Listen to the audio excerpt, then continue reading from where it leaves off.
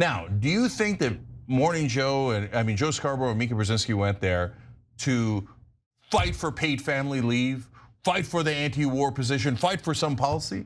No, they went to go fight for their own ass. 100%. So all they're doing is kissing up to him now to get access. Joe Scarborough, often called Morning Joe, and his wife Mika Brzezinski are facing a lot of heat over going to Mar-a-Lago to meet with Trump after they had been feuding for years. Cenk Uygur and Anna Kasparian of the Young Turks covered this. We're going to take a look at clips from Morning Joe as well as Young Turks. I will share my thoughts on this as well. Let's get into this together. Joe and I went to Mar-a-Lago to meet personally with President-elect Trump.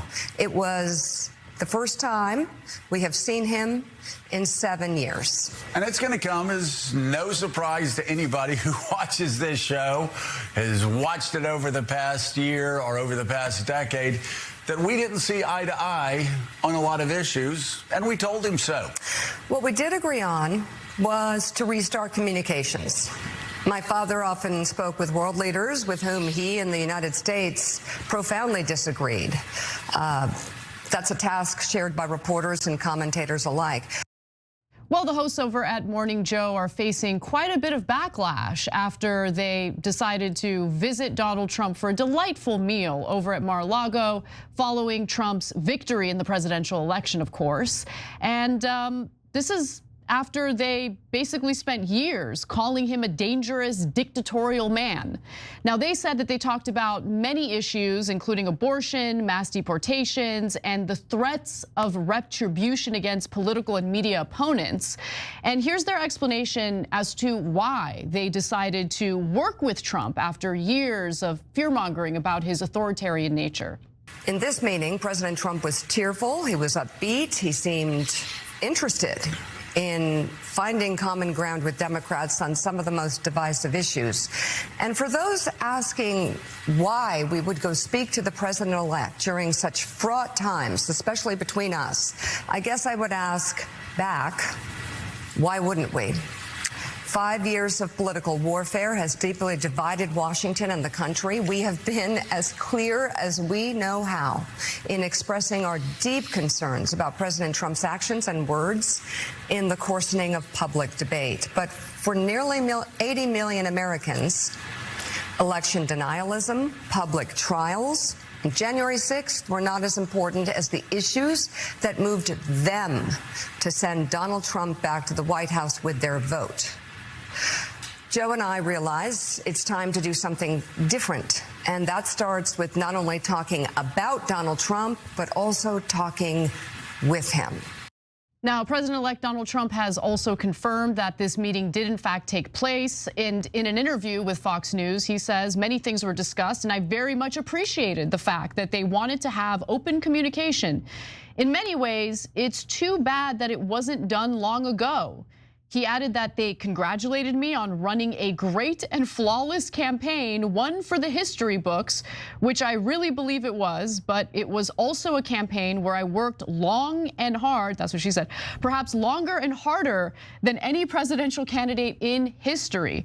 Now, according to Fox News, the president-elect also said that he has an obligation to the American public and to our country itself to be open and available to the press. Admirable thing to say, but then he continues, if not treated fairly, however, that will end. The media is very important to the long-term success of the United States of America.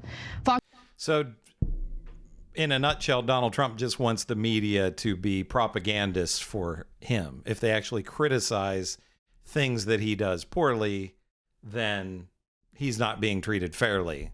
And we've seen this over and over again with Trump. We know his MO on this. He's a giant man baby, and he can't face any criticism. Fox and Friends also made sure to heap praise on Trump for agreeing to meet with the Morning Joe crew, calling him magnanimous. And now Mika and Joe are getting a lot of backlash, which we'll give you a little taste of in just a minute. But before you guys hear everyone else's comments about this, you should hear what Cenk has to say. Cenk, what are your thoughts? Yeah, so look, this one's complicated for two reasons. So first, should you reach out on things that you agree on? Well, of course you should. So I've never understood this thing where people that are either Democrats or on the left say, no, out of spite, we shouldn't work with Trump on things that we agree with him on, like anti-war. Why? Why not take the win? Take the win, right? So if Trump agrees with me on something, I'm not going to fight him just because he's Trump or on the other team. That's crazy, right? I would in fact help to try to get those things passed as long as we agree, right? Now, do you think that Morning Joe Joe Scarborough and Mika Brzezinski went there to fight for paid family leave, fight for the anti-war position, fight for some policy? No, they went to go fight for their own ass. 100%. So all they're doing is kissing up to him now to get access. And Cenk Uygur and Anna Kasparian are exactly right. You know, I agree with Cenk. I don't care what letter is next to the person's name in terms of a politician, if it's a D or an R or they're independent, doesn't matter to me. It's what they actually do, what their policies are. So if Donald Trump wants to do Medicare for all and he wants to reduce the bloated defense budget and close some of the bases around the world and stop giving money to Israel, hey, I'd be all for that. I suspect that Donald Trump isn't going to do that. And like Cenk Uygur is saying, Morning Joe went and did this pilgrimage to Mar-a-Lago to see Donald Trump to protect themselves. You know, if he's actually the dictator that they claim him to be, they want to be on his good side. So proof's always going to be in the pudding. So you'll see us criticize Trump, and you'll see us agree on the rare occasions that we agree. And you saw us doing that when we, during Trump 1, during all of these years, right? Those guys, on the other hand, Trump is Hitler, Trump is Hitler. Oh, Trump won? Time to kiss some ass, go down to Mar-a-Lago, have some breakfast, etc. And Trump said, well, we agreed on some cabinet picks. I'm sure you did, the corporate ones, Rubio, Stefanik, etc. Absolutely. They were probably like, oh, corporate tax cuts. They're gonna be right back on board with Trump, in it, as you'll see in a minute, right? So you think they're gonna hold him accountable? No, their whole shtick is kiss the ass of the powerful. So this is not at all surprising. Well, Joe Scarborough was very friendly to Donald Trump when he was first running for president in 2016. I don't know what exactly happened that made their relationship go south. And Anna Kasparian is right about this. Joe Scarborough has to take a pretty significant portion of the blame for Donald Trump being elected in 2016. They gave him months and months of free coverage on MSNBC that was worth probably hundreds of millions of dollars, if not more. All Donald Trump did was call in. He didn't even actually go into their studios or anything. Joe Scarborough helped Donald Trump get elected the first time around. Then Donald Trump, you know, they had their falling out, and Donald Trump said Mika had bad plastic surgery and all this kind of stuff. Again, these men like Joe Scarborough and women, they are spineless. After the horrible things that Donald Trump said about them, and then they go and say, oh, you know, we got to reach out to him, blah, blah, blah. I mean, what cowards these and spineless people, these media figures and these politicians like Ted Cruz, who, you know, Donald Trump said his wife was ugly, and then, you know, he just sucks up to Trump. It's just disgusting.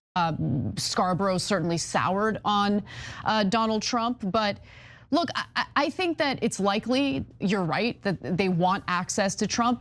There's also some possibility that they're genuinely worried that Trump might come after them because he has threatened people in the media who have, in his words, been unfair to him. So who knows? I mean, look, Mika Brzezinski just a few weeks ago was on The View breaking down about the prospect of Donald Trump winning the election because she was so afraid of the fascists taking over. Like, yeah, no, and I thought the same thing. This is much lower probability in my opinion, but it's not impossible. They thought, yeah, he might lock up his political opponents, so let's make sure that we're not part of the resistance, that we go tell him we will serve him loyally as long as he doesn't do anything to us, right?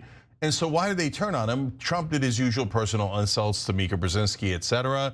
And so I don't, right? I don't mind Mika and Joe Scarborough catching feelings over that. That's fine, nothing wrong with that. And also, they're on MSNBC, so they had to pretend to be against Donald Trump. In reality, they don't care at all. All they care about is tax cuts for the rich and the establishment and the status quo. And if Trump gives it to them, they're ecstatic about it. If the Democrats give it to them, they're ecstatic about it. And as long as they're at the epicenter of the establishment, they're happy as they can be. They've never really cared.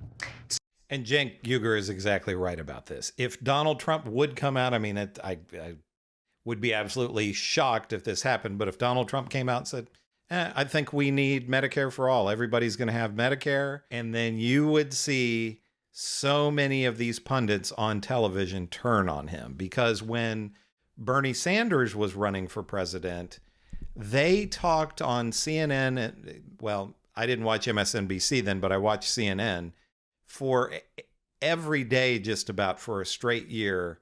Medicare for all, people don't want that. Democrats don't want it. How do you pay for it? So like Cenk Uygur is saying, they are there to represent Morning Joe, all these other people on TV. They are there to represent the corporate establishment. And they want to suck up to whatever side is in power. They sucked up to Joe Biden. They said Morning Joe was his favorite show. Now they're sucking up to Donald Trump again, now that he is in office. He didn't have any power before the previous 4 years, but now Morning Joe and Mika are going to suck up to Donald Trump. What do you think about all this? I mean, I don't really care that much about Joe Scarborough and Mika Brzezinski. Their ratings are the lowest they've been since 2021. It'd be great to me if they got canceled and they were never on TV again. But what do you think about them kissing the ring of Donald Trump? And do you think Cenk Uygur and Anna Kasparian are right in their assessment here? Let me know in the comments what you think of all of this. Make sure to give me a like and subscribe. If you haven't subscribed yet and you like what I'm doing, please do so the channel can continue to grow. Maybe I'll be able to speak better in the next video. This is Chris on Culture. I will see you in the next video.